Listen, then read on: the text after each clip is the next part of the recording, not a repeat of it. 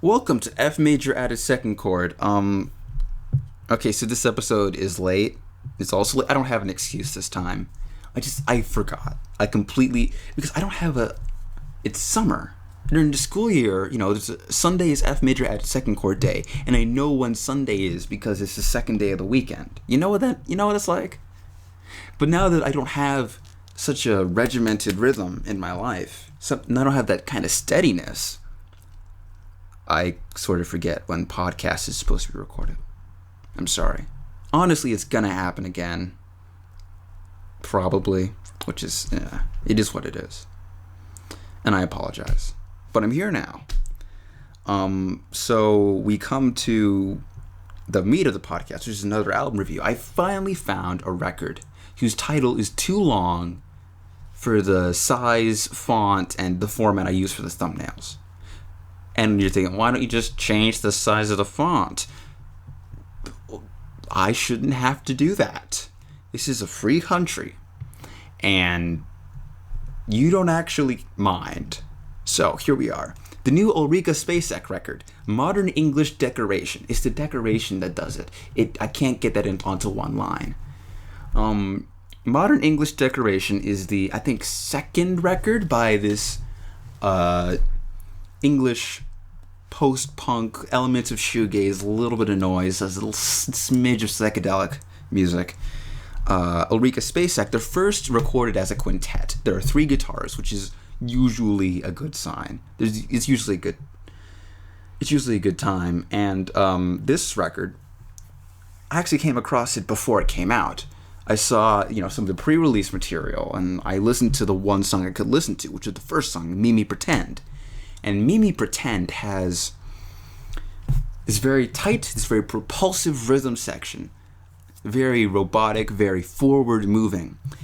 And there's this dense interlocking web of guitars. And there's something I love. It's a dense interlocking web of guitars. The tight rhythm is a bonus. I also love that too. Together. And then, the vocals are sort of distant and sort of obtuse, I guess. They're very instrumental in the mix, which I appreciate. And it reminded me of a lot of things. It reminded me first and foremost of the time of Women, the late and lamented Calgary post-punk band Women. It reminded me of a little bit of Hookworms, a little bit of Phosphine Dream era Black Angels, is sort of a little lighter than the badass psychedelic music that those guys make, but sort of in that same vein. It was enough to persuade me, I'll come back to this when it does come out. And I did. That was about a month ago. And it was... Okay, so in the first place, the album is pretty good. It's tight. The guitar work is pretty good. There's some really strong, really electrifying moments. The end of, I think, I Saw a Habit Forming has this sort of drift into sort of noise and formlessness. Victorian Acid is very much the sort of bad acid trip I was looking for. Victorian Acid. It's all in the name. Everything all the time is this great burst of fuzz. Modern English Decoration, the title track, is this sweet, this lovely ballad with some pleasant harmonies. And I'm listening to it. It reminds me a lot of Deer Hunter. This was something I was not expecting. Because, one, Deer Hunter, very few bands scratch the itch that Deer Hunter leaves for me.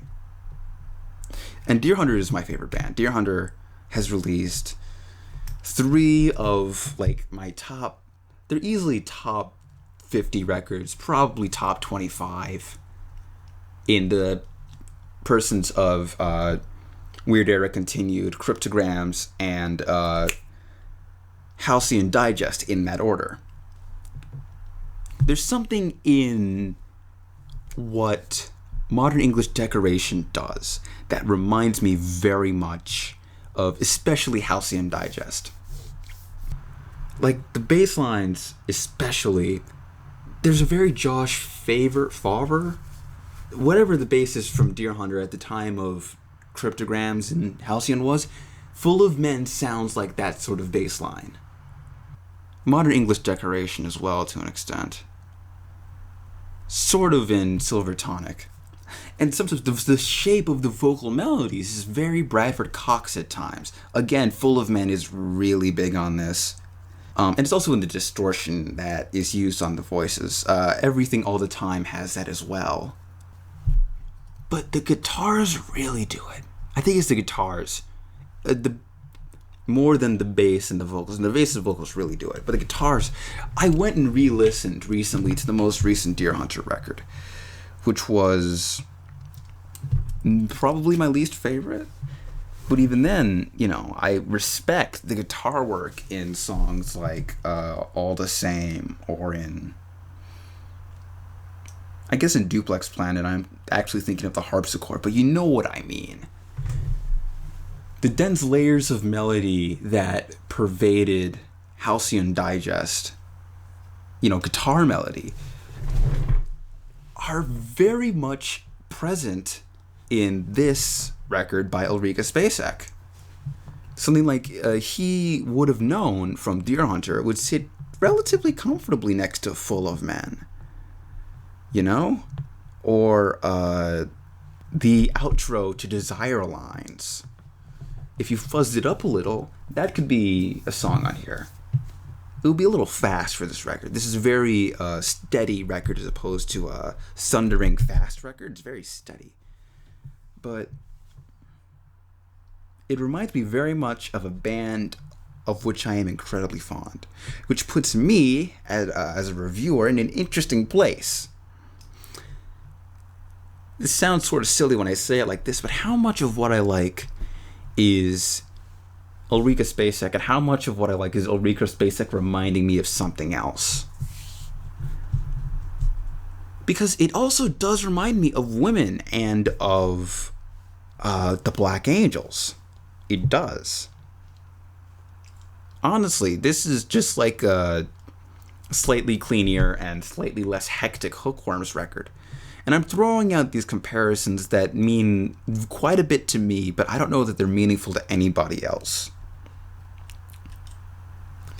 These very rhythmic guitar arpeggios, these riffs, these very tight locked riffs, and these very tight locked rhythm grooves in the bass and the drum.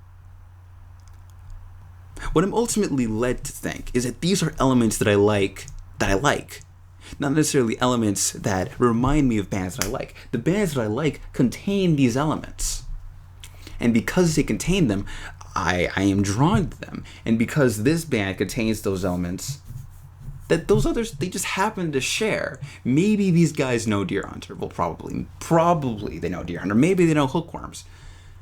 But I can't really fault them for creating a record that sounds sort of like both those bands without really sounding just sort of like the midway point between the two of them. Because it doesn't. It does have a consistent identity throughout all the tracks.